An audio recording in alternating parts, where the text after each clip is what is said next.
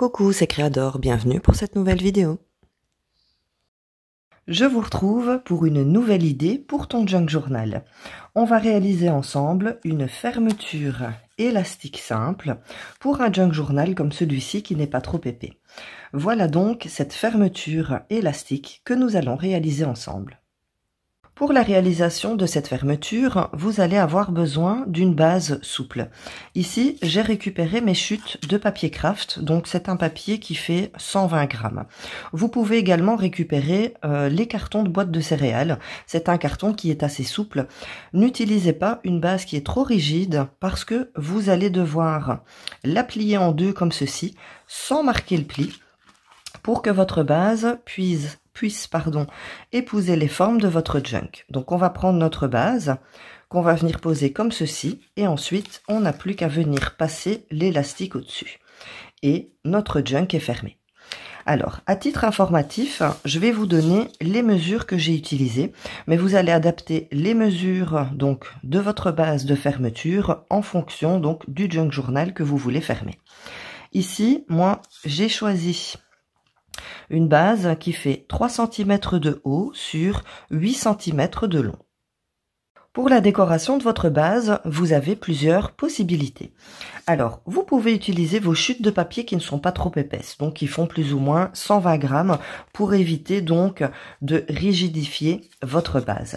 Ici, j'ai par exemple du papier comme celui-ci, donc c'est les petits blocs qu'on a chez Action 15 par 15 qui sont imprimés. Vous pouvez également, pourquoi pas, imprimer les motifs que vous aimez sur une feuille d'imprimante blanche. Pourquoi pas utiliser des feuilles de livre ou alors tamponner vos tampons préférés donc sur une feuille comme ça de 80 grammes qui est teintée au café. Vous pouvez également utiliser ces feuilles de tissu. Alors pour l'instant je suis en plein rangement donc dans mon bureau et j'ai retrouvé quelques paquets de tissus autocollants. Donc ces tissus autocollants, je les ai achetés chez Action, mais il y a un moment, et c'est vrai que ça fait longtemps que je les ai pas vus en rayon. Donc si jamais vous les avez et que vous ne savez pas quoi en faire, ben, vous pouvez les utiliser pour décorer votre base. Ce sont des feuilles de tissu autocollantes A5. Donc elles se présentent comme ceci, et donc voilà, tissu autocollant. Vous pouvez également utiliser vos masking tape qui sont assez larges. Donc, ma base, elle est où? Donc ici, vous voyez, ce masking tape-ci est assez large pour pouvoir décorer ma base. Ici, j'ai du masking tape qui est vraiment très large. Eh bien, vous pouvez très bien sur une feuille A5 venir coller votre masking tape et ensuite venir découper la mesure de vos bases pour faire votre fermeture. Pour la décoration de ma base, je vais utiliser le tissu autocollant. Alors, je vais tout simplement décoller mon tissu et je vais venir coller ma base à l'extrémité. Je vais encore un petit peu tirer ici et je vais venir coller ma base donc bien au bord, juste ici. Voilà. Une fois que ma base est collée, eh bien je vais prendre mon cutter et je vais venir donc faire une ligne au double. Donc ici j'ai 3 cm, ça me fait 1, 2, 3, 4, 5 à peu près carrés, 1, 2, 3, 4, 5 plus ou moins, et donc à peu près ici, je vais venir mettre un coup de cutter. Ce qui va, voilà, détacher mon tissu, et maintenant je vais tout simplement plier, donc pour avoir la décoration qui se colle sur cette partie-ci. Je plie, voilà, comme ça.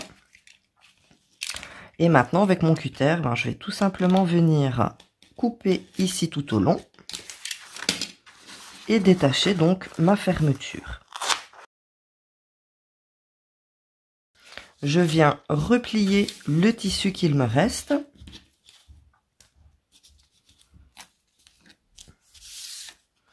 Et voilà donc ma base est décorée. Alors ce que je vais faire, c'est qu'avec mon plioir, je vais bien appuyer histoire que mon tissu autocollant se colle bien sur ma base. Maintenant, ce que je vais faire, c'est que je vais venir découper le surplus. Alors, ici, vous allez tout simplement plier je sais pas si vous voyez, voilà, vous allez tout simplement plier votre tissu, ce qui va vous donner ce que vous devez découper. Donc ici, je vais découper pile poil sur la ligne de mes carrés. Je vais faire la même chose ici.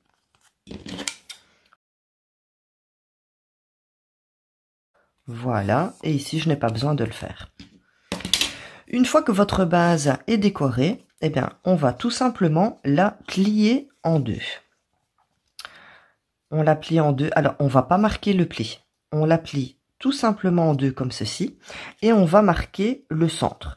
Donc, moi ici, j'ai 3 cm. Le centre, c'est le carré du milieu. Et j'ai pile poil sur ce centimètre 3 petits carreaux. Donc, ce que je vais faire, c'est que je vais venir faire un repère juste ici. Une fois que j'ai mon repère, je le garde plié et je vais prendre une petite pince. Cette petite pince, je vais la mettre à l'extrémité pour être sûr que mon papier, enfin que ma base ne bouge pas et que le trou soit fait des deux côtés. Alors pour ça, je prends ceci.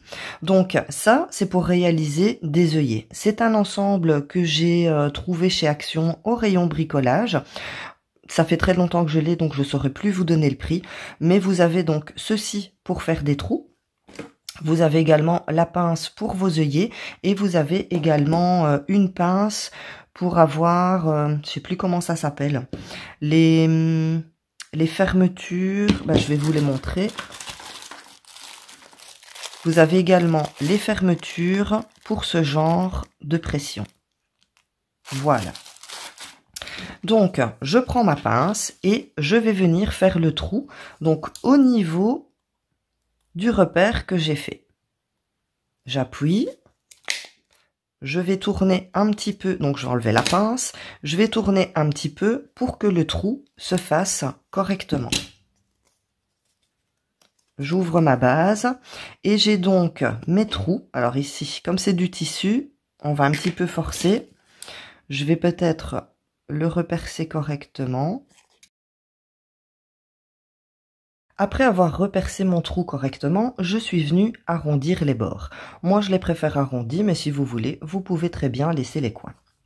Vous allez avoir besoin d'un élastique. Alors, cet élastique fait 1,5 cm d'épaisseur. Et vous trouvez ça au rayon mercerie.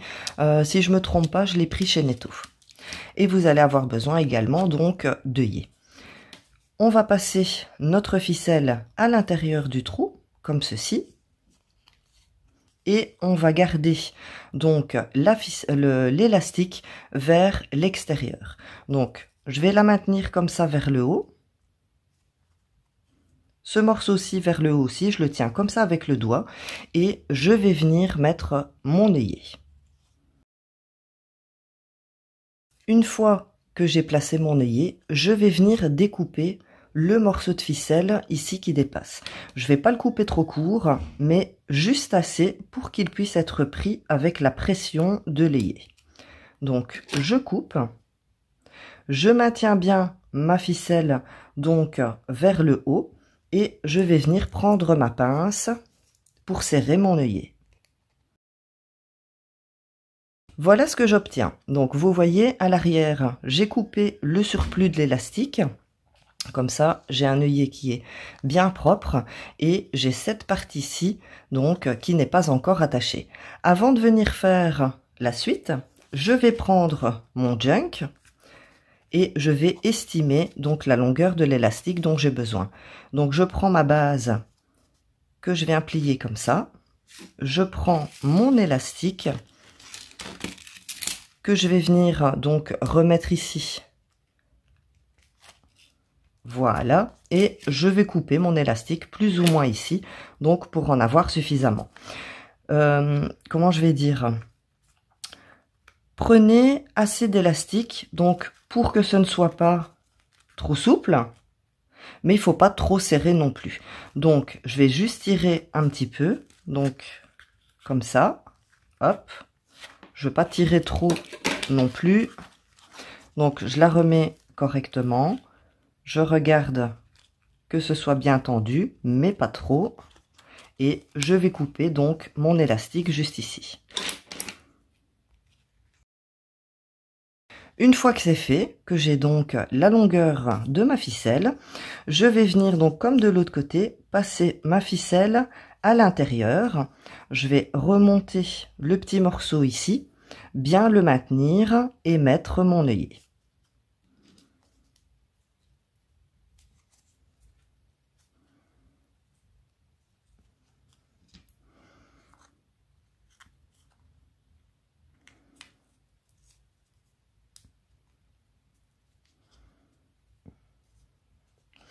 Une fois que mon œillet est placé, pardon, je vais vérifier donc que mon élastique n'est pas trop, comment je vais dire, n'est pas trop souple et qu'elle vient bien fermer mon junk.